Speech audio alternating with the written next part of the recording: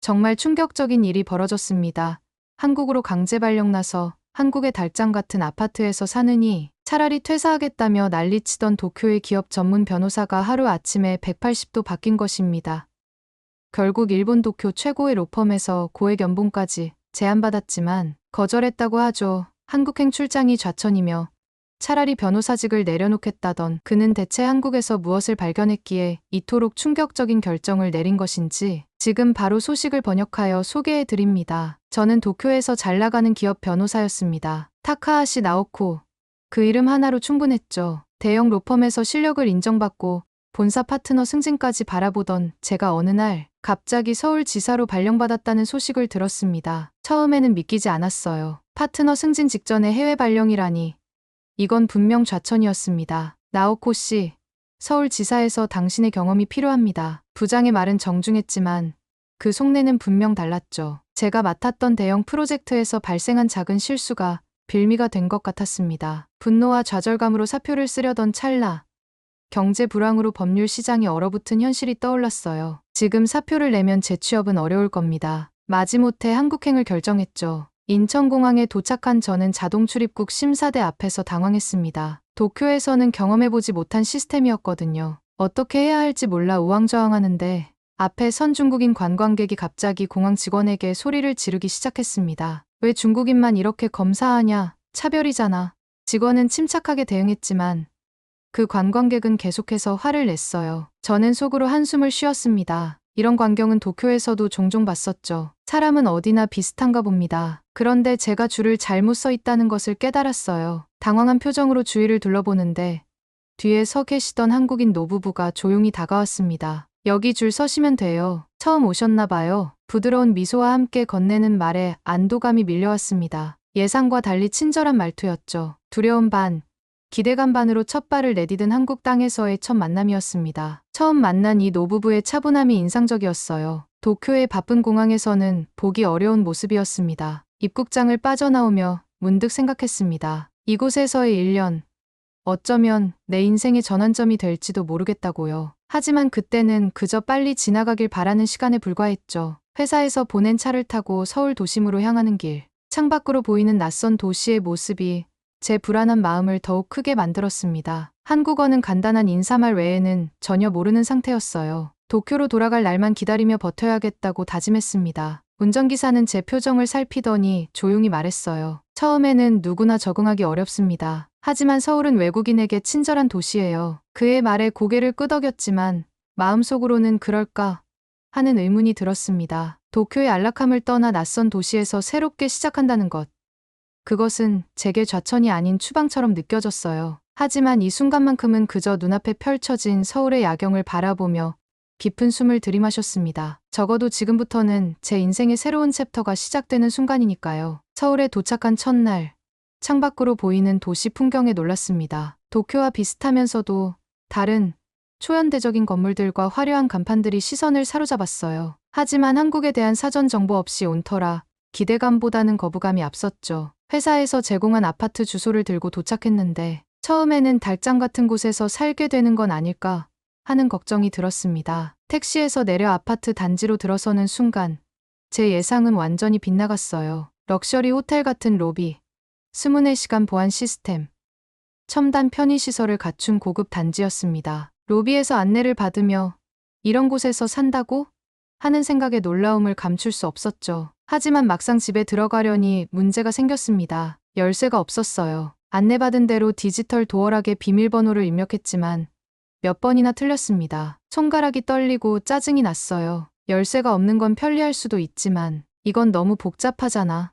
한참을 씨름하다 겨우 문을 열고 들어갔습니다. 내부는 깔끔하게 정돈되어 있었고 필요한 가전제품은 모두 갖춰져 있었어요. 하지만 모든 것이 디지털화되어 있어 편리한 동시에 저에게는 낯설고 어렵게만 느껴졌습니다. 에어컨 리모컨부터 전자레인지까지 모든 것이 한글로 되어 있어 사용법을 익히는데 시간이 걸렸죠. 짐을 풀고 저녁을 먹으러 나가려는데 또 다시 문제가 생겼습니다. 지하 주차장 구조를 이해하지 못해 한참을 헤맸어요. 도쿄에서는 경험해보지 못한 복잡한 구조였습니다. 결국 배가 고파 근처 편의점에서 간단히 저녁을 해결했죠. 이런 불편함을 어떻게 감수하며 살지 한숨이 나왔습니다. 하지만 늦은 밤, 답답한 마음에 잠시 산책을 나가보니 생각지 못한 경험을 했어요. 밤 10시가 넘었는데도 거리는 여전히 활기찼고 사람들이 여유롭게 걸어 다녔습니다. 혼자 다녀도 위험한 기색이 전혀 없었어요. 도쿄에서는 밤길을 조심해야 했던 저로서는 이상할 정도로 안전하다고 느꼈습니다. 골목길을 걸어도 불안함이 없었죠.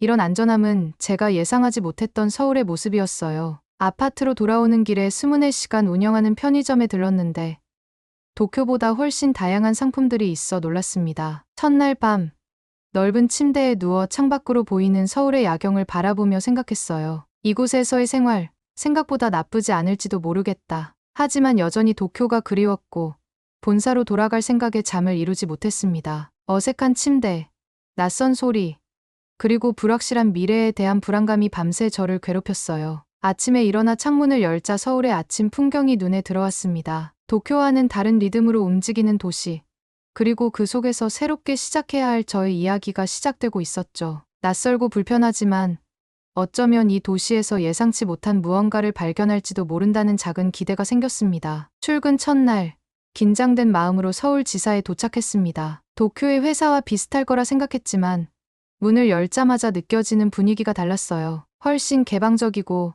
밝은 사무실 공간, 자유롭게 대화하는 직원들의 모습이 눈에 들어왔습니다. 저를 맞이한 한국인 상사 김 부장은 다정하게 환영해 주었죠. 타카하시 변호사님, 환영합니다. 편하게 적응하셨으면 좋겠네요. 김 부장의 친절한 인사에 긴장이 조금 풀렸어요. 하지만 첫 회의부터 충격의 연속이었습니다. 종이 없는 전자 계약 시스템, 실시간 자료 공유, 빠른 회의 진행 방식 등 도쿄보다 훨씬 효율적인 시스템을 경험했어요. 도쿄에서는 아직 종이 서류에 의존하는 부분이 많았는데 여기서는 모든 것이 디지털화되어 있었습니다. 여기 서울지사는 아시아 권역 내에서 가장 효율적인 시스템을 갖추고 있습니다. 후지와라 변호사님의 경험이 큰 도움이 될 거예요. 김 부장의 말에 고개를 끄덕였지만 내심 불안했어요. 새로운 시스템에 적응할 수 있을까 하는 걱정이 들었습니다. 더구나 언어와 문화 차이로 동료들과 거리감을 느꼈죠. 그들은 친절했지만 제가 일본인이라는 벽은 분명히 존재했습니다. 회의 중 특별히 놀란 점은 한국인 여성 임원 박 이사의 존재였어요. 그녀는 당당하게 자신의 의견을 말하고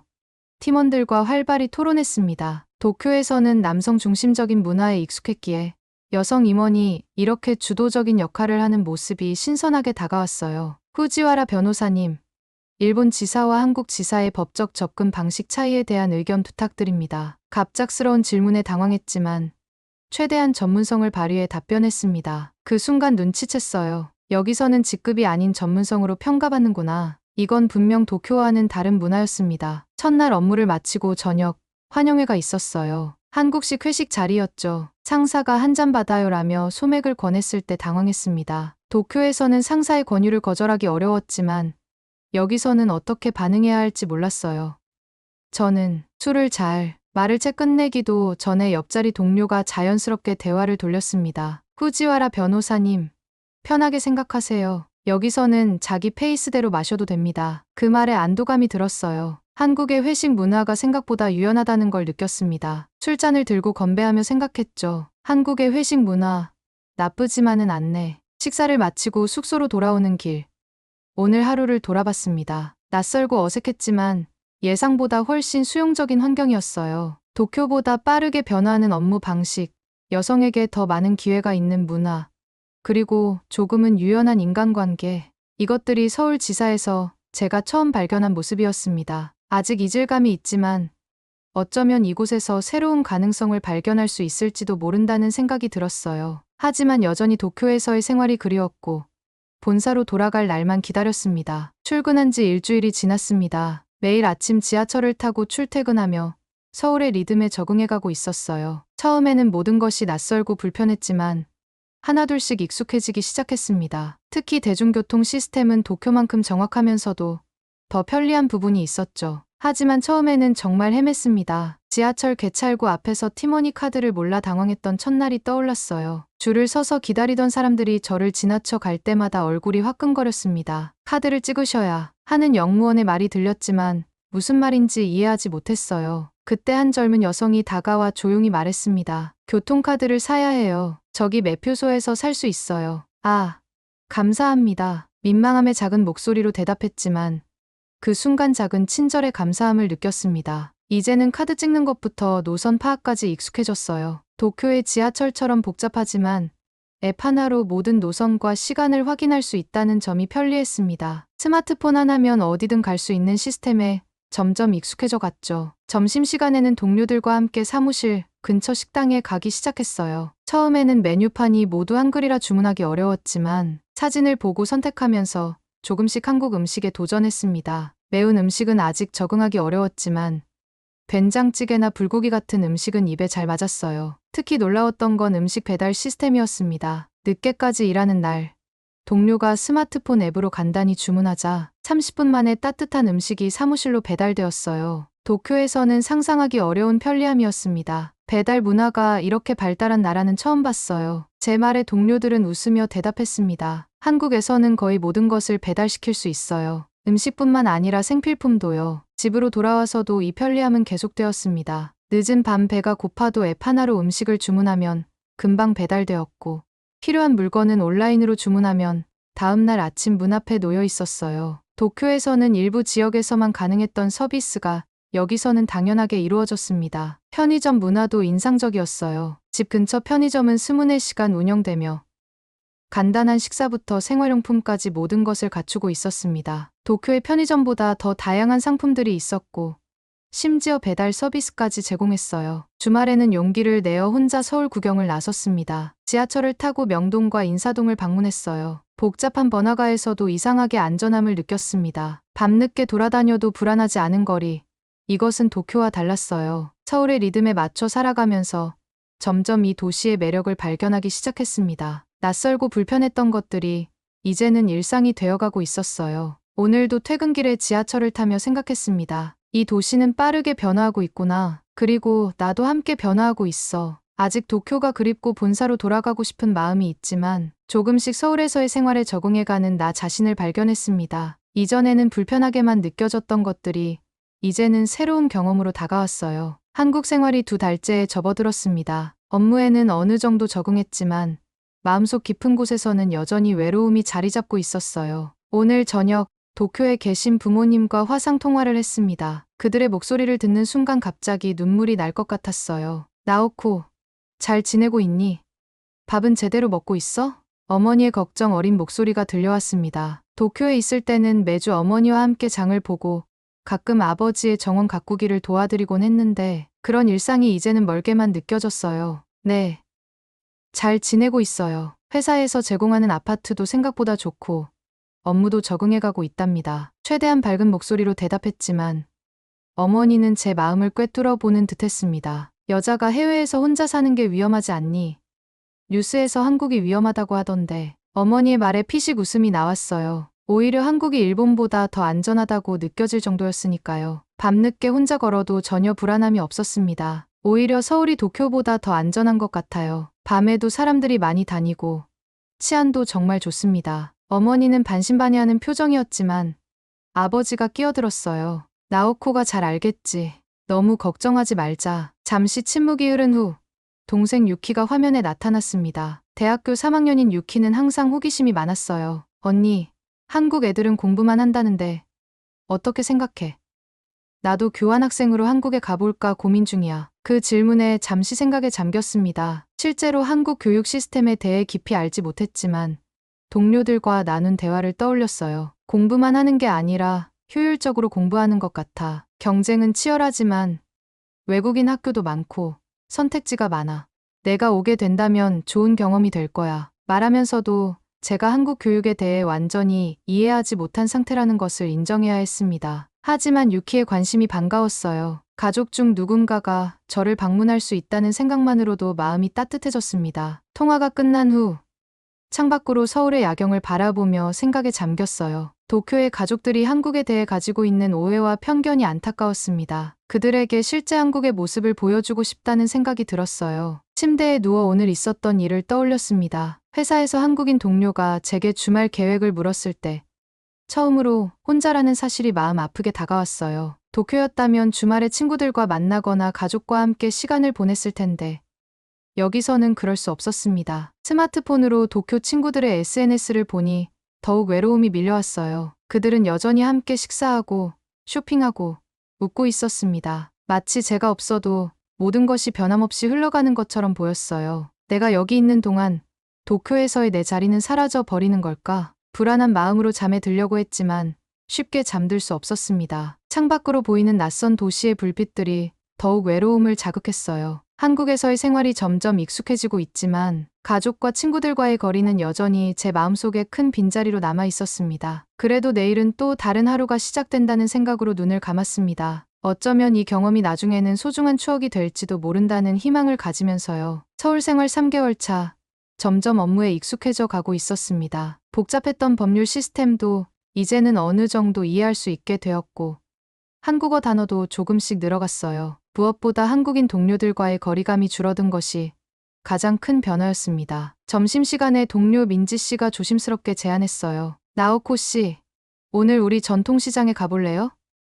진짜 한국 음식을 맛볼 수 있는 곳이에요. 망설임 없이 따라 나섰습니다. 시장은 활기찬 에너지로 가득했어요. 다양한 색과 향기에 압도되었지만 묘하게 편안함을 느꼈습니다. 도쿄의 시장과는 다른 친근한 분위기였죠. 이건 떡볶이예요. 좀 매울 수 있지만 한번 드셔보세요. 민지 씨가 건넨 음식을 조심스레 맛보았습니다. 매콤한 맛이 입안에 퍼졌지만 예상보다 맛있었어요. 이런 작은 경험들이 모여 제 마음의 벽을 조금씩 허물어가고 있었습니다. 주말, 여자 동료 수진 씨의 초대로 김치 담그기 체험에 참여했습니다. 처음에는 당황했지만 한국 가정의 따뜻함을 직접 경험할 기회라고 생각했어요. 김치는 우리 생활의 일부예요. 가족이 함께 담그는 전통이죠. 수진 씨의 어머니가 양념을 버무리는 법을 가르쳐 주셨습니다. 손에 빨간 양념이 묻어 웃음이 났어요. 이런 문화 교류가 제게 특별하게 다가왔습니다. 나오코 씨, 솜씨가 좋네요. 한국 사람 다 됐어요. 그 말에 웃음이 나왔지만 내심 기뻤습니다. 완전히 이해할 수는 없어도 한국 문화의 일부를 경험하며 새로운 측면을 발견하고 있었어요. 사무실로 돌아와서도 변화는 계속되었습니다. 회의에서 한국어 단어를 섞어 말하자 동료들이 놀란 표정을 지었죠. 그들의 미소에서 인정받는 기분이 들었어요. 저녁, 아파트로 돌아오는 길에 문득 깨달았습니다. 언제부터인가 서울의 거리가 낯설지 않게 느껴졌어요. 도쿄에 대한 그리움은 여전했지만 이제는 서울에서의 일상도 제 삶의 일부가 되어 있었습니다. 창밖으로 보이는 한강의 야경을 바라보며 생각했어요. 이곳에서의 경험이 나를 조금씩 바꾸고 있구나. 처음에는 좌천이라 생각했던 발령이 어쩌면 새로운 시작일지도 모른다는 희망이 피어났습니다. 서울 생활 4개월 차. 어느 날 밤 도쿄의 부모님과 통화 중에 문득 생각이 떠올랐습니다. 그동안 부모님께 한국에 대한 이야기를 많이 했지만 말로만은 전달할 수 없는 것들이 있었어요. 어머니, 아버지, 한번 서울에 와보시는 게 어떨까요? 제가 사는 곳도 보시고 한국의 실제 모습도 경험해보세요. 잠시 침묵 후 어머니가 조심스레 대답했습니다. 정말 안전한 곳이니? 뉴스에서는 그 말을 듣는 순간 어머니가 한국을 위험한 나라라고 오해하고 있음을 확실히 깨달았어요. 미디어를 통해 형성된 편견이 얼마나 깊은지 느꼈습니다. 정말 안전해요. 밤에도 혼자 다닐 수 있고 사람들도 친절하고 배려심이 많답니다. 직접 경험해보시면 이해하실 거예요. 통화를 마친 후 부모님 방문을 위한 계획을 세우기 시작했습니다. 한국의 아름다움과 문화적 깊이를 보여드리고 싶었어요. 단순한 관광이 아닌 제가 발견한 일상 속 한국을 경험하게 해드리고 싶었습니다. 회사에서 한국인 동료 준호 씨에게 조언을 구했어요. 부모님께 진짜 한국을 보여드리고 싶은데 어디를 추천하시나요? 준호 씨는 진지하게 생각한 후 답했습니다. 화려한 관광지보다 우리의 일상이 담긴 곳을 보여드리는 게 좋을 것 같아요. 동네 시장, 한강공원, 그리고 우리 부모님 세대가 좋아하실 만한 전통 찻집 같은 곳이요. 그 조언을 바탕으로 계획을 세웠습니다. 부모님이 오시면 보여드릴 장소들을 주말마다 미리 답사했어요. 이 과정에서 서울의 또 다른 매력을 발견했습니다. 번화가 뒤에 숨겨진 조용한 동네 골목, 세계적인 의료 시스템, 노인들을 위한 복지 시설들이 눈에 들어왔어요. 특히 병원 시스템은 인상적이었습니다. 동네 의원에서도 첨단 장비와 신속한 서비스를 제공한다는 사실이 놀라웠어요. 아버지가 고혈압이 있으셔서 혹시 모를 상황에 대비해 근처 병원도 알아두었습니다. 저녁, 아파트에 돌아와 창밖을 바라보며 생각했어요. 부모님이 와서 보게 될 서울은 제가 처음 왔을 때 보았던 서울과는 완전히 다른 모습일 것입니다. 처음에는 낯설고 불편하게만 느껴졌던 이 도시가 이제는 제 시선을 통해 새롭게 보일 테니까요. 부모님의 서울 방문이 끝나고 공항에서 배웅하며 어머니가 말씀하셨습니다. 나오코, 이곳이 생각보다 훨씬 좋구나. 너의 선택을 이해할 수 있을 것 같아. 일주일간의 방문 동안 부모님은 한국의 안전함과 편리함을 직접 경험하셨어요. 어머니는 병원에서 영어로 된 설명서를 받고 놀라셨고,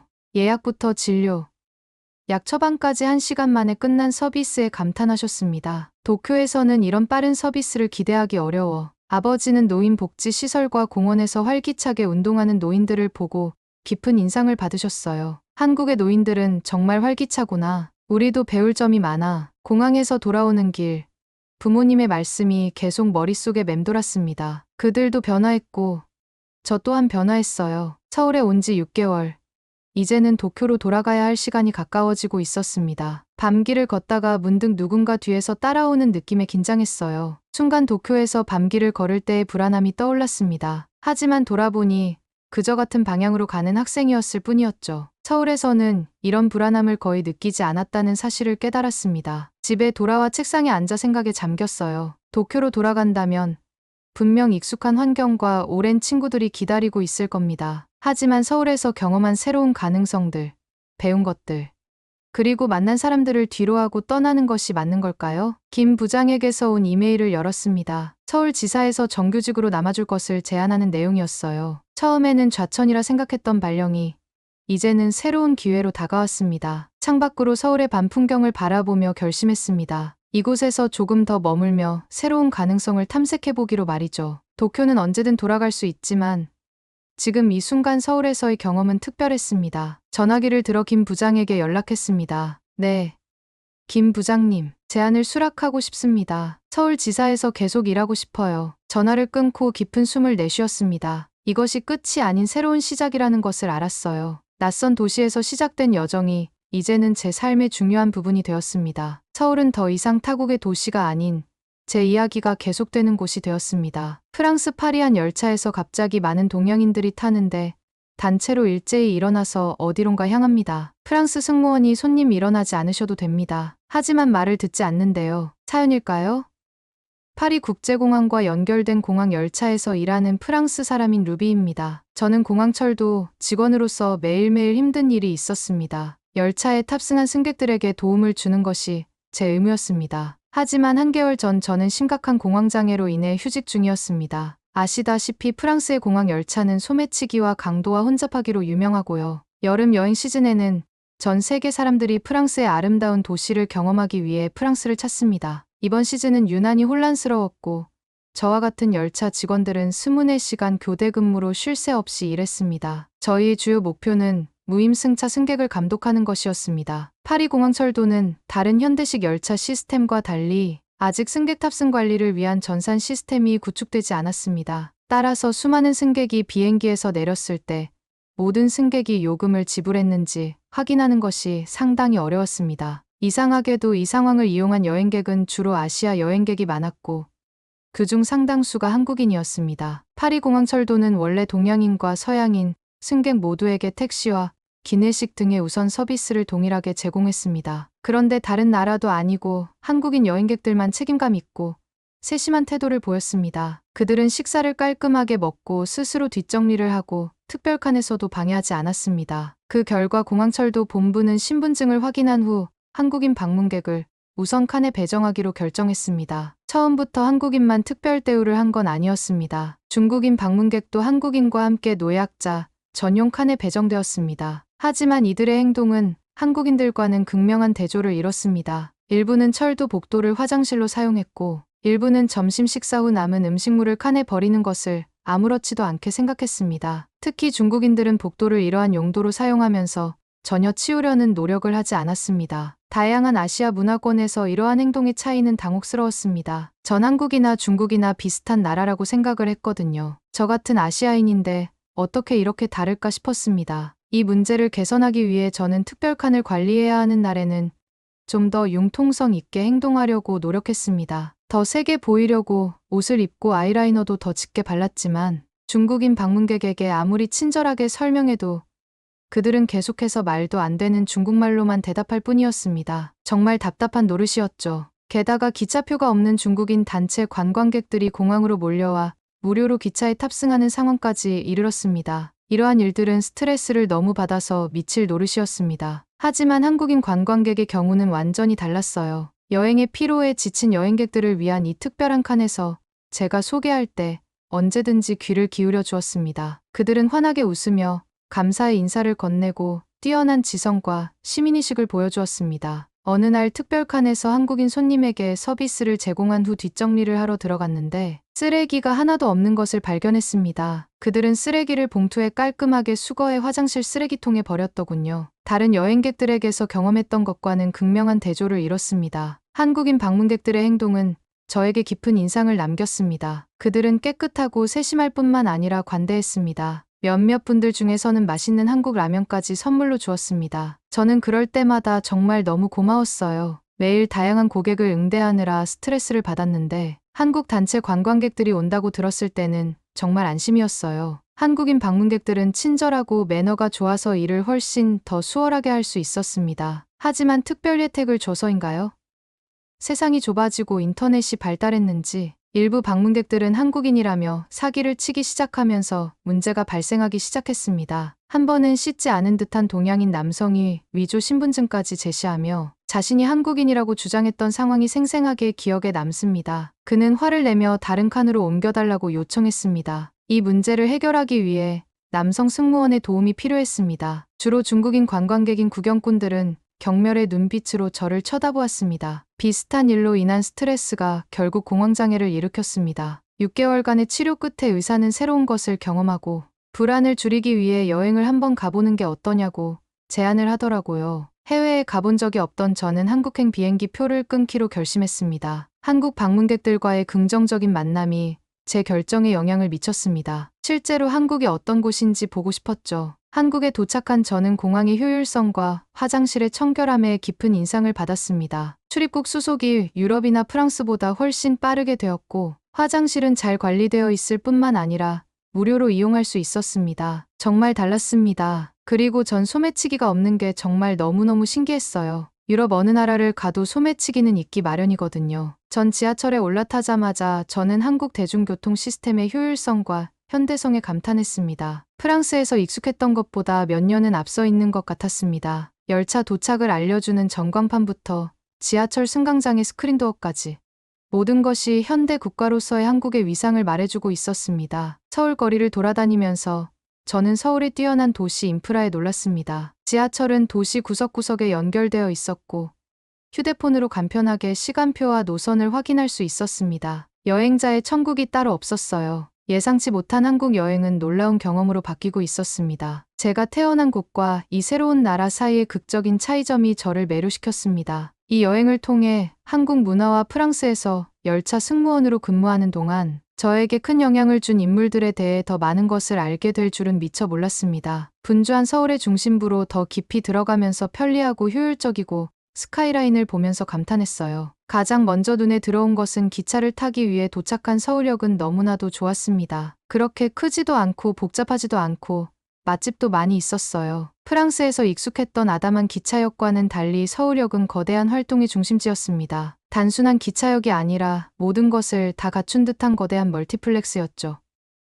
카페와 레스토랑, 그리고 여행객들이 휴대폰으로 무료 와이파이를 즐길 수 있는 공공 인프라 시스템이 모두 갖춰져 있었죠. 역을 돌아다니다 보니 할 일이 너무 많아서 압도당할 수밖에 없었습니다. 마치 역 자체가 목적지인 것 같았어요. 보안 검색과 탑승 구 통과를 위해 서둘러야 하는 프랑스 공항과 달리 서울역은 여유를 가지고 느긋하게 즐길 수 있는 매력적인 공간이었습니다. 기차역의 편의시설은 프랑스에서 경험했던 것과는 차원이 달랐습니다. 서울역의 화장실은 정말 놀라웠습니다. 프랑스에서는 공항 화장실을 이용하려면 돈을 내야 하는 것에 익숙해져 있었지만 한국에서는 상황이 완전히 달랐습니다. 화장실은 시설이 잘 갖춰져 있고 흠잡을 데 없이 깨끗했을 뿐 아니라 누구나 무료로 이용할 수 있었습니다. 사소하지만 한국의 편의 수준을 보여주는 중요한 디테일이었습니다. 화장실 내부를 살펴보니 다른 곳에서 경험했던 5성급 화장실보다 더 높은 수준의 청결도와 관리 상태를 확인할 수 있었습니다. 한국인들은 공공장소에서 최고 수준의 위생과 청결을 유지하는데 자부심을 가지고 있다는 것을 알 수 있었습니다. 이런 세심한 배려가 저에게 깊은 인상을 남겼습니다. 서울역을 둘러본 후 저는 지하철을 이용해 시내로 더 들어가기로 결정했습니다. 지하철을 한 번도 타본 적이 없는 저는 한국 대중교통 시스템의 편리함과 효율성에 놀랐습니다. 프랑스에서 경험했던 길고 답답한 발권 및 탑승 과정과는 전혀 달랐습니다. 지하철 플랫폼에는 다음 열차의 정확한 도착 시간을 알려주는 안내판이 설치되어 있어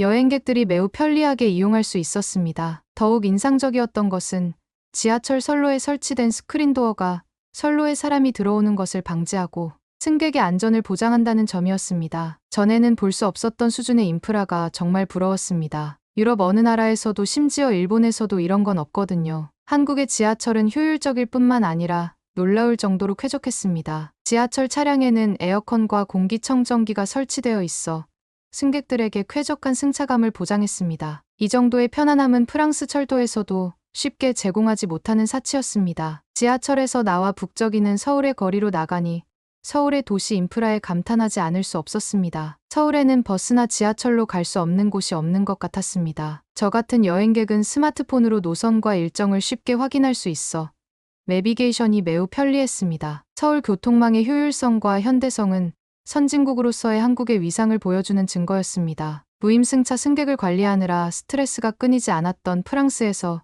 열차 승무원으로 일하며 겪었던 어려움과는 완전히 대조적인 모습이었죠. 즉흥적으로 떠난 한국 여행은 편리하고 질서정연한 새로운 세계에 눈을 뜨게 해주었습니다. 프랑스와 한국의 차이점은 놀라웠고 효율적인 삶의 기술을 터득한 것 같은 이 나라에 끌렸습니다. 한국을 계속 여행하면서 한국의 문화와 한국 사람들의 따뜻함에 대해 더 많이 알게 되었습니다. 한국 문화에서 눈에 띄는 것 중 하나는 타인, 특히 손님에 대한 깊은 존중과 배려였습니다. 이러한 존중의 문화는 일상의 사소한 부분까지 이어져 저에게 깊은 인상을 남겼습니다. 서비스직으로 종사하고 있는 저에겐 정말 너무나도 신기했습니다. 한국을 여행하는 동안 한국 사람들의 따뜻함과 환대를 직접 경험할 수 있는 기회가 있었습니다. 한국인과의 모든 만남은 마치 친절과 관대함이 한계를 모르는 그들의 세계로 초대하는 것 같았습니다. 어느 날 서울의 활기찬 거리를 돌아다니다가 골목에 자리 잡은 작은 가족 소유의 레스토랑을 우연히 발견했습니다. 호기심과 배가 고팠던 저는 한번 가보기로 결심했습니다. 식당에 들어서자 모성애가 느껴지는 나이 지긋한 한국 여성 주인이 따뜻한 미소로 저를 맞이했습니다. 그녀는 창가 근처의 아늑한 테이블로 저를 안내했고 메뉴판을 훑어보면서 기대감을 감출 수 없었습니다. 메뉴에는 각기 독특한 맛과 향을 지닌 다양한 한국 전통 요리가 준비되어 있었습니다. 한식을 처음 접하는 저는 사장님에게 추천 메뉴를 물었습니다. 주인장은 열정적으로 처음 방문한 손님에게 딱 맞을 것 같은 몇 가지 요리를 추천해 주었습니다. 저는 그분을 믿고 곧 맛있는 한식 요리가 제 테이블에 도착했습니다. 고소한 불고기부터 매콤한 김치까지 모든 요리는 즐거운 발견이었습니다. 가장 인상 깊었던 것은 제 식사 경험에 대한 주인의 진심 어린 관심이었습니다. 주인은 제가 식사를 잘 즐기고 있는지 주기적으로 확인해 주었습니다. 따뜻하고 사려 깊은 태도는 제가 레스토랑의 손님이 아니라 집에 초대받은 귀한 손님처럼 느껴지게 했습니다. 여행에서 거의 경험하지 못한 수준의 환대였습니다. 맛있는 음식을 한 입 한 입 흥미하면서 이 요리를 준비하는 데 들어간 정성과 노력에 감사하지 않을 수 없었습니다. 전통과 혁신이 완벽하게 조화를 이룬 맛은 한국의 풍부한 요리 유산을 반영하는 것이었습니다. 식사를 마친 후 주인에게 감사의 인사를 전했고 주인은 진심 어린 미소로 화답했습니다. 주인은 작은 선물로 예쁘게 포장된 한국 전통 과자 패키지를 선물로 주었습니다. 선물은 제 마음을 감동시키는 감사의 표시였습니다. 저희 만남은 한국인의 따뜻함과 친절을 경험한 수많은 사례 중 하나에 불과했습니다. 지하철에서 만난 현지인과의 친근한 대화나 서울 거리에서 만난 행인의 친절한 안내 등 저는 도시 곳곳에 스며든 한대 문화에서 환영받고 포용받는 느낌을 받았습니다. 한국 여행을 계속하면서 프랑스에서 열차 승무원으로 일할 때 만났던 한국인 관광객들의 행동과 한국에서 경험한 진정한 친절이 극명하게 대비되는 모습을 떠올리지 않을 수 없었습니다. 문화가 개인의 행동에 미치는 영향과 타인과의 상호작용에서 상호 존중과 배려의 중요성을 깊이 생각하게 된 계기였습니다. 문화와 환대에 대한 이러한 성찰이 제 한국 여행의 중심 주제가 되어 이 매력적인 나라와 한국인의 독특하고 사랑스러운 자질에 대해 더 많은 것을 발견하게 될 줄은 미처 몰랐습니다. 루비 씨의 사연은 여기까지입니다. 그럼 다음 사연으로 넘어가 보도록 하겠습니다. 서울 노량진 수산시장 한 아랍계 외국인이 소리를 칩니다. 이게 뭐야? 이런 걸 먹는다고 이딴 걸 어떻게 음식이라고 먹냐고. 친구로 보이는 한국 여자는 눈을 크게 뜨며 놀라는데요. 과연 어떤 음식이었길래 그렇게 소리를 지르는 것이었을까요? 안녕하세요. 전 남아공에서 사는 피에르입니다. 비행기가 인천공항에 내리자 가슴이 두근거리고 설레는 마음이 들었습니다. 아래 내려다 보이는 도시는 불빛과 높은 빌딩의 미로처럼 보였습니다. 여태까지 코로나여서 한국에 오지 못했는데 드디어 한국에 도착했다는 사실이 믿기지 않았어요. 짐을 찾고 세관을 통과한 후 저는 낯익은 얼굴이 있는지 열심히 쳐다보았습니다. 그곳에 제 친한 친구 수키가 미소를 지으며 미친 듯이 손을 흔들고 있었어요. 그게 인터넷으로 알게 된 친구예요. 제가 팝에 대해서 관심이 많았고 어플로 통해서 만나게 된 친구입니다. 우리는 서로 꼭 껴안았고 우리의 웃음소리가 터미널에 울려 퍼졌습니다. 피에르 한국에 온 걸 환영해 그녀가 눈을 반짝이며 외쳤습니다. 공항에서 출발하는 여정은 수다로 가득했습니다. 서울에서의 생활에 대해 이야기를 나누었고 저는 남아공에 있는 친구들에 대해 이야기를 나누었습니다. 도시는 활기로 넘쳤고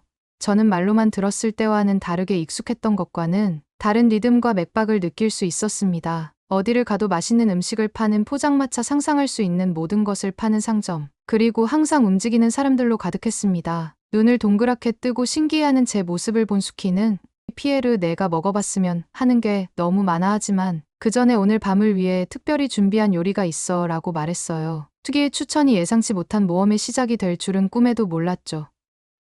서울의 아기자기하고 컬러풀한 카페에 앉아 남아공에는 이런 곳이 없어서 그런지 전 눈이 휘둥그레졌습니다. 따뜻한 커피 한 잔을 마시며 맛있는 치즈케이크를 먹었습니다. 그게 인터넷과 영상통화로 만나는 느낌 그대로였어요. 조금 더 빨리 만났었다면 좋았었을 텐데 수키 한숨을 쉬면서 이야기를 했습니다. 맞아, 코로나만 아니었더라면 우린 더 빨리 만날 수 있었겠지. 그리고 저는 고개를 끄덕이며 이야기를 이어나갔습니다. 근데 내가 먹어봤으면 하는 특별한 요리가 뭐야?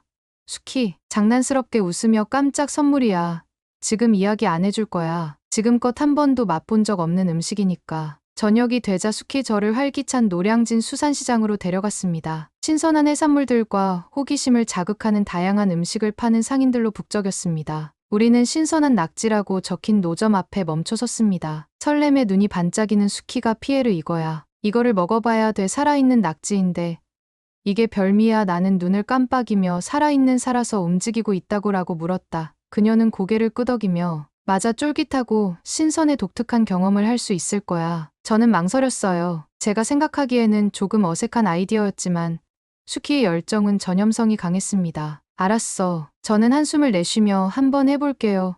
라고 대답했습니다. 상인은 얇게 썬 낙지 촉수가 아직 꿈틀거리는 접시를 건네주었고 참기름이 은은하게 반짝였습니다. 그 광경은 매혹적이면서도 약간 공포스러웠어요. 수키 한 조각을 입에 넣고 즐겁게 씹었습니다. 내 차례야. 수키가 재촉했어요. 저는 심호흡을 하며 촉수 하나를 집어들었습니다. 손가락을 간지럽히는 흡입컵을 느끼며 잠시 망설이다가 입에 넣었습니다. 쫄깃쫄깃하고 약간 짭짤하며 정말 신선하게 느껴지는, 지금까지 경험해 본 적 없는 느낌이었어요. 눈을 동그랗게 뜨고 있는 제 표정에 수키 봐, 그렇게 나쁘지 않지 라며 웃었습니다. 나는 침을 삼키며 여전히 계속 삼키지 못했어요. 이건 독특하네. 결국 삼켜버렸고 전 신기했습니다. 그날 밤 속이 울렁거렸습니다. 침대에 누워 메스꺼움이 밀려오는 것을 느꼈고 곧바로 화장실로 달려갔습니다. 가장 먼저 든 생각은 낙지 때문일 거라는 생각이 들었습니다. 제 고민을 들은 수키가 걱정스러운 얼굴로 문을 두드렸습니다. 피에르, 괜찮아. 나는 고개를 저으며 낙지 때문인 것 같아. 나랑 잘 맞지 않았나 봐.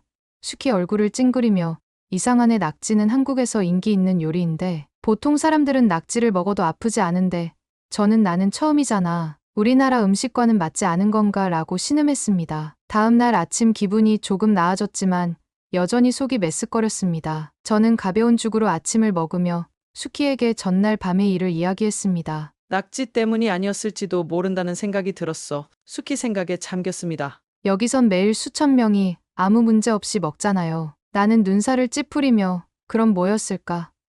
제가 먹어본 것 중 가장 특이한 음식이었는데 말이지. 수키 생각에 잠긴 표정이었습니다. 한국에 오기 전에 뭐 먹어본 적 있어요? 뭔가 특이한 거. 그때 문득 생각이 났습니다. 전 한국에 오기 전에 일본의 경유에서 하루 정도 묵었습니다. 그때 비행기를 타기 직전에 도쿄의 공항에서 스시를 먹었어.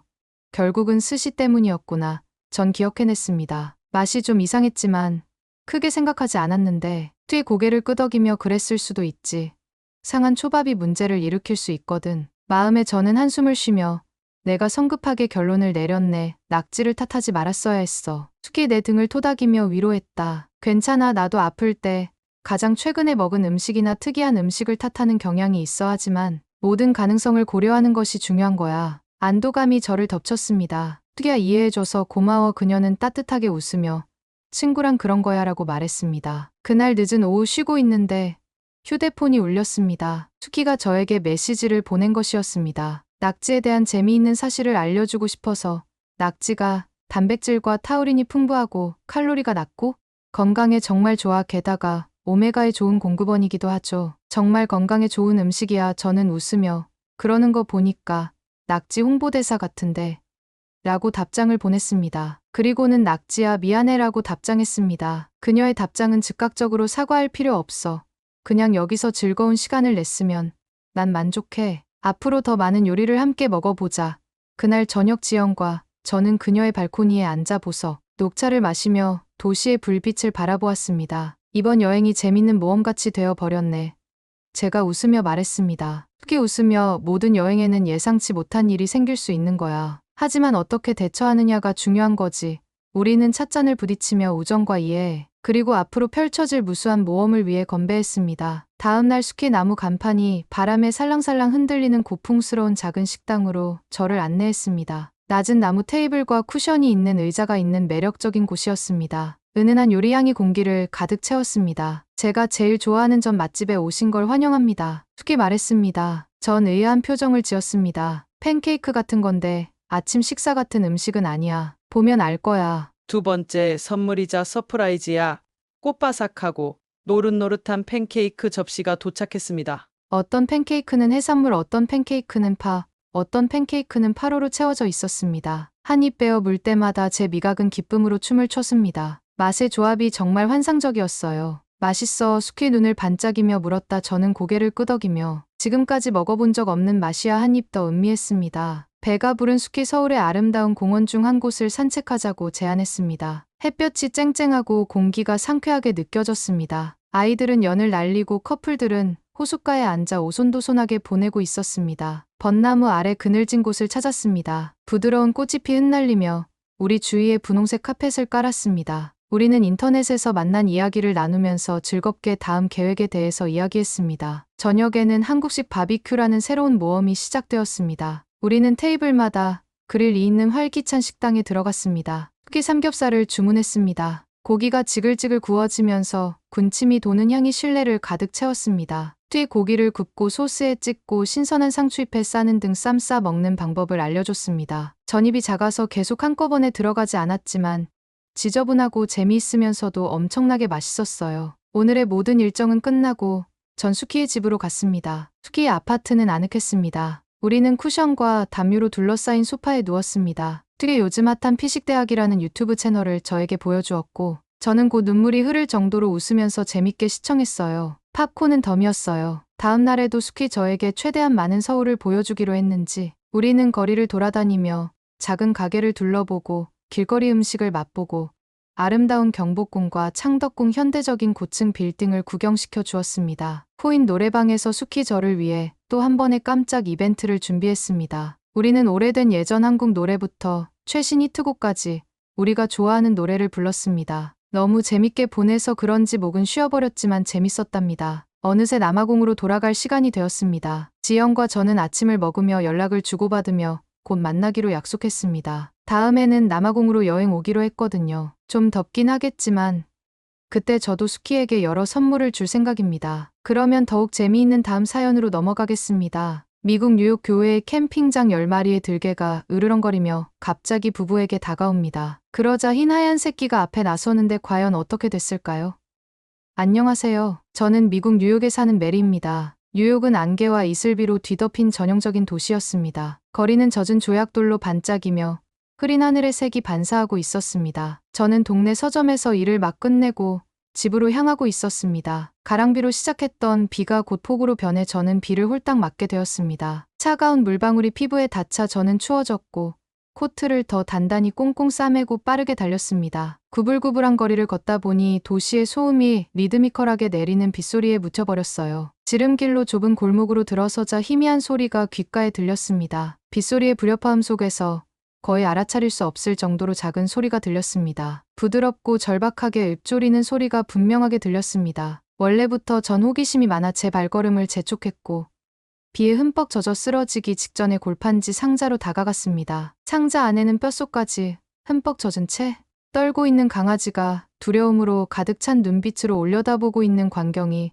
제 심장을 쫄깃하게 만들었습니다. 저는 망설임 없이 강아지를 품에 안았고 코트가 비를 막아주는 임시 보호막 역할을 했습니다. 저는 근처 건물 아래로 갔습니다. 여분의 스카프로 그를 부드럽게 닦아주었고 그가 제 품에 안기면서 순식간에 유대감이 형성되었습니다. 예측할 수 없는 운명이 저에게 새로운 동반자를 소개해 준 것이 분명했습니다. 비에 젖은 이 골목은 우리가 함께한 여행의 시작을 알리는 배경이 되었습니다. 미국에는 없는 품종인데 인터넷으로 찾아봤더니 한국 진도에 사는 도깨라고 하더라고요. 신기했습니다. 버디를 발견한 지 몇 주까지 났고 버디의 과거에 대한 호기심은 날로 커져만 갔습니다. 버디는 밝지 않고 늘 축 처져 있고 어두워 보였습니다. 오지랖이 많은 저는 버디의 과거를 밝혀야겠다 고 결심했습니다. 그러자 저는 마이크로칩 발견은 마치 퍼즐의 첫 번째 조각을 찾은 것 같았고 뉴욕 중심부에 주소가 적혀 있더군요. 그 동네는 좁은 골목길과 희미한 불빛으로 어둡고 음침했습니다. 버디와 제가 허름한 집에 다가갔을 때 버디는 괴로워하면서도 익숙한 듯 띵킹거렸습니다. 페인트가 벗겨지고 창문이 깨진 낡은 집에는 섬뜩한 정적이 감돌았습니다. 불길한 느낌이 들었습니다. 문을 두드리자 피곤한 눈빛에 초췌한 늙은 노인이 나왔습니다. 그 뒤에는 남편으로 보이는 사람이 있었습니다. 그 늙은 노인은 음침한 표정을 짓더군요. 그들의 집은 정리가 제대로 되어 있지 않아 엉망진창이었습니다. 빈 술병이 바닥에 널려 있었고 공기는 긴장감으로 가득 차 있었습니다. 베트남계 미국인이었는데 이름은 린과 투안 부부였습니다. 버디를 알아본 린은 아직 살아있었구나 라고 퉁명스럽게 이야기하더군요. 투안 아쉬움이 묻어나는 눈빛으로 우리는 버디를 돌볼 시간도 여유도 없었어요. 저희는 항상 너무 사는 게 힘들었어요. 그들의 무관심이 느껴졌고 말 한마디 한마디에 경멸이 묻어났습니다. 이야기를 나누면서 두 사람의 힘든 생활 때문에 버디를 그저 파란만장한 인생에 도움이 되지 않는 불편함이라고 생각하며 버리기로 결정한 이유를 알게 되었습니다. 그들은 때때로 버디를 며칠 동안밖에 가두고 밥도 거의 주지 않았으며 관심을 달라는 버디의 울음소리를 무시했음을 인정했습니다. 설령 그랬다고 하더라도 밥도 주지 않고 학대했다는 이야기를 저에게 꺼내는 게 인간이 맞나 싶었습니다. 버디를 꼭 안아주며 이곳의 차가운 기억으로부터 그를 보호하는 동안 눈물이 앞을 흐릿하게 만들었습니다. 어두운 기운이 감도는 그 집은 숨이 막힐 것 같았고 얼른 불안해하는 버디를 데리고 나오고 싶었습니다. 집을 나서면서 저는 린과 투안을 잊기로 했습니다. 그들의 무관심은 버디의 무한한 사랑과 충성심과는 극명한 대조를 이루었습니다. 저는 버디에게 조용히 약속을 속삭이면서 다시는 그런 일이 일어나지 않겠다고 다짐했습니다. 버디와의 생활은 금세 기쁨이 되었습니다. 매일 아침 버디의 장난기 가득한 짖는 소리는 저를 반겨주었고 산책은 제 하루 중 가장 즐거운 시간이 되었습니다. 하지만 하루가 몇 주까지 나면서 저는 몇 가지 변화를 느끼기 시작했습니다. 어느 날 아침 산책을 하러 가자고 불렀는데도 버디가 달려오지 않았어요. 매우 피곤한 표정으로 침대에 누워있는 버디를 발견했죠. 밥도 먹지 않았고 평소처럼 꼬리를 흔들지도 않았어요. 걱정스러운 마음이 느껴졌습니다. 다음 날 버디는 더 피곤해 보였습니다. 장난감을 가지고 놀려고 하지도 않았고 물도 거의 마시지 않았습니다. 뭔가 잘못되었다는 것을 알았습니다. 저는 버디를 동물병원에 데려가기로 결심했습니다. 동물병원 진료실은 다른 반려동물들로 가득 찼지만 버디는 그 누구에게도 관심이 없는 것 같았습니다. 그냥 제 무릎에 조용히 누워 자기 차례를 기다렸어요. 수의사는 버디를 보고 걱정스러운 표정을 지었습니다. 몇 가지 검사를 한 후 수의사는 버디가 흔하지 않은 병에 걸렸다고 말했습니다. 그 말을 듣고 마음이 무거웠습니다. 수의사는 버디가 낫기 위해서는 특별한 약과 충분한 휴식이 필요하다고 말했습니다. 저는 수의사에게 감사 인사를 전하고 버디를 안고 집으로 돌아왔습니다. 거실에 푹신한 침대를 만들어서 버디가 제 곁에 있을 수 있게 했어요. 매일 약을 먹이고 편안하게 지낼 수 있게 해줬어요. 겁이 났지만 버디는 강하다는 것을 기억했습니다. 버디는 이미 많은 일을 겪었으니까요. 곧 나아질 거라고, 내가 곁에 있을 거라고 속삭여줬어요. 그 후 몇 주는 기억이 흐릿했습니다. 일과 동물병원 방문 버디를 돌보는 일 사이에서 저는 지칠 대로 지쳐 있었습니다. 청구서는 쌓여만 갔고 재정적으로 어려운 결정을 내려야 했습니다. 귀중품을 팔고 추가 근무를 하고 심지어 돈을 빌리기도 했습니다. 하지만 그 모든 과정을 통해 저는 반려견을 키우는 데 책임감이 막중하다는 걸 느꼈습니다. 충성심의 대가는 화폐로 측정되는 것이 아니라 사랑하는 사람들을 위해 기꺼이 희생하는 것으로 측정된다는 것입니다. 버디를 위해 지출한 모든 돈과 불면의 밤은 그만한 가치가 있었습니다. 그리고 하루하루가 지날수록 버디는 더 강해졌고 결국 기적적인 회복을 이루었습니다. 버디의 건강이 회복되자 삶은 새로운 리듬을 찾기 시작했습니다. 공원을 산책하고 공 던지기를 하고 주말에는 시골로 여행을 가기도 했습니다. 버디는 단순한 반려동물이 아니라 가족이었어요. 이때 동물에 대한 관심을 가진 친절한 라이언을 만났습니다. 반려동물에 대한 공통된 사랑이 우리를 더욱 가깝게 만들었고 어느새 우리는 함께 미래를 계획하고 있었습니다. 라이언과 저는 임신 사실을 알게 되었을 때 정말 기뻤습니다. 새 생명이 태어난다는 기쁨은 너무나도 행복했습니다. 우리는 아기의 출산을 준비하기 시작했고 버디는 변화를 감지한 듯 더욱 보호적이고 사랑스러운 모습을 보였습니다. 하지만 배가 커지는 만큼 어려움도 커졌습니다. 항상 귀여움을 독차지하던 버디는 어려움을 겪었습니다. 버디는 질투의 징후를 보이며 행동하기 시작했습니다. 저희는 어떻게 해야 하나 싶어서 반려동물 훈련사에게 도움을 요청했습니다. 그분께서는 저희는 버디와 아기가 유대감을 나누는 것이 매우 중요하다 했고 저희는 그렇게 하려고 더욱더 노력을 했습니다. 아름다운 딸 소피아이 태어났을 때 저희의 삶은 행복으로 가득했습니다. 하지만 소피아와 버디의 관심이 균형을 맞추는 것이 점점 더 어려워졌습니다. 역시 육아는 너무나도 힘들었습니다. 소피아에게 관심을 더욱더 쏟을 수밖에 없었고 소피아와 시간을 많이 보낼 수밖에 없었기 때문에 분유타고 기저귀를 갈아주는 사이에 버디는 종종 소외감을 느꼈습니다. 버디는 버려졌던 경험이 있어서 그런지 집착이 너무나 강했습니다. 결국 저희는 너무 지쳐만 갔고 전에 절대 그러지 않겠다는 이야기까지 했는데 어느 날 저녁 라이언과 저는 소파에 지친 채로 앉아서 대화를 나눴습니다. 버디가 다른 가정에서 더 행복할 수 있을까? 버디와 헤어진다는 생각만으로도 괴로웠지만 모두에게 최선이 무엇인지 고민해야 했습니다. 그래서 결국 제가 아는 친절한 지인 부부에게 보내기로 결정을 했습니다. 그래서 저희는 가족으로서 마지막 추억을 만들고 싶었습니다. 뉴욕 근교에 있는 곳에 캠핑 여행을 계획했습니다. 여행은 정말 제 마음과는 다르게 숲과 새들의 지저귀 흐르는 강물 소리가 좋았고 잠시 동안은 우리 마음의 평화를 가져다 주었습니다. 아버지는 더 행복해 보였고 뛰어놀며 소피아와 같이 잘 지내는 모습을 보니 너무 좋았습니다. 하루가 지나고 짐을 싸고 있을 때 야생 들개 한 마리가 캠프장으로 다가왔고 의도는 불분명했지만 공격적이었던 것은 분명했습니다. 마지막 태양광선이 사라지고 캠프장에 짙은 어스름이 드리워지자 불안한 정적이 우리를 감쌌습니다. 이 고요함은 멀리서 들려오는 으르렁거리는 소리에 의해 갑자기 깨졌습니다. 울창한 숲의 그림자 속에서 반짝이는 눈동자 10쌍이 나타나 우리 캠프를 향해 서서히 다가왔습니다. 초췌하고 사나운 들개 한 무리가 나무숲에서 모습을 드러냈습니다. 개들은 모두 굶주림과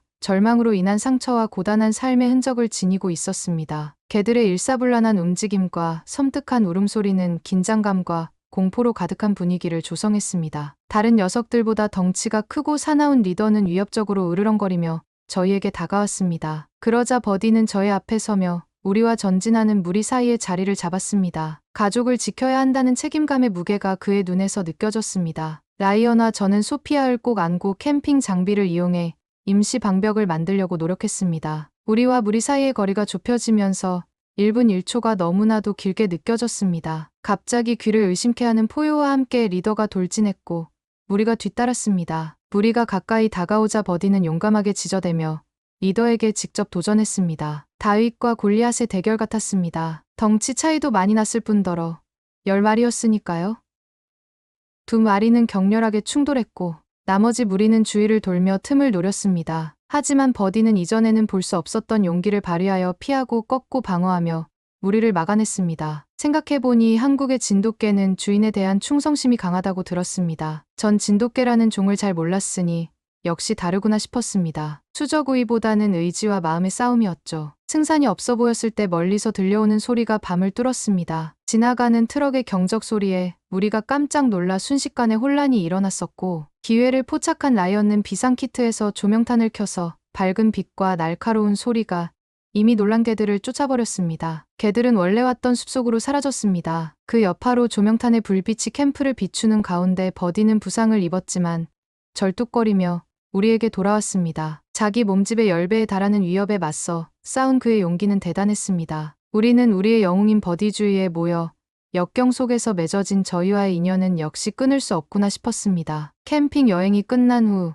우리 가족은 버디의 용기에 감사하고 부상을 걱정하며 그 어느 때보다 더 끈끈한 유대감을 느끼는 등 여러 가지 감정이 교차했습니다. 우리는 버디를 동물병원에 데려가 최고의 치료를 받을 수 있도록 했습니다. 다행히도 버디의 상처는 그렇게 심하지는 않았습니다. 이 사건은 또한 저희 마을로부터 유명해졌었고 모든 사람들이 진돗개 하면 충성심의 대명사로 자리 잡았습니다. 그 이웃 친구 심지어 다른 마을 사람들도 버디 같은 강아지를 키우고 싶어서 저에게 입양 문의도 오고 그랬다니까요. 캠핑 사고는 버디를 우리와 함께 키우기로 한 우리의 결정을 더욱 굳건히 해주었지만 동시에 버디에게 더 안전한 환경이 필요하다는 것을 강조했습니다. 저희는 버디가 다른 개들과 안전하게 놀고 교류할 수 있는 공간을 제공하기 위해 반려견 친화적인 공원을 조사하기 시작했습니다. 그 결과 넓은 뒷마당과 개들이 살기 좋은 아름다운 시골집을 찾게 되었습니다. 그곳은 버디와 저희에게는 살기 적합한 장소였습니다. 새 집에 정착하면서 소피아와 버디의 관계가 꽃피는 것을 목격했습니다. 소피아의 첫걸음은 항상 버디에게 향했고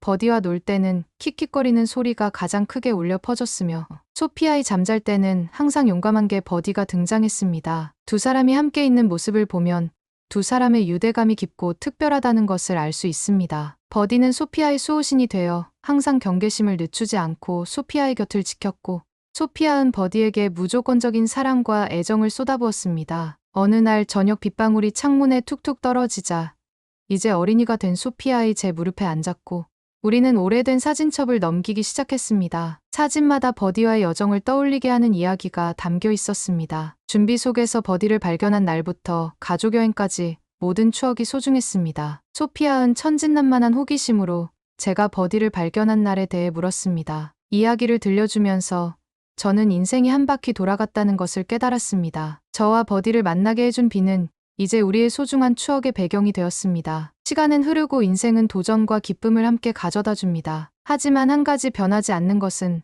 버디에 대한 우리의 사랑과 헌신입니다. 세월이 흐르면서 버디는 나이가 들었고 걸음걸이는 조금 느려졌지만 정신은 그 어느 때보다 활기찼습니다. 어느 날 저녁 버디가 제 곁에 누워있을 때 저는 버디의 귀에 속삭였습니다. 버디, 너는 우리의 기쁨이고 충실한 동반자야. 앞으로 어떤 일이 닥치더라도 지금까지 우리에게 그랬던 것처럼 항상 내 곁에 있을 거야 라고 말했죠. 그리고 그 약속과 함께 우리 가족의 이야기는 사랑과 의리 그리고 함께 만든 추억으로 이어졌습니다.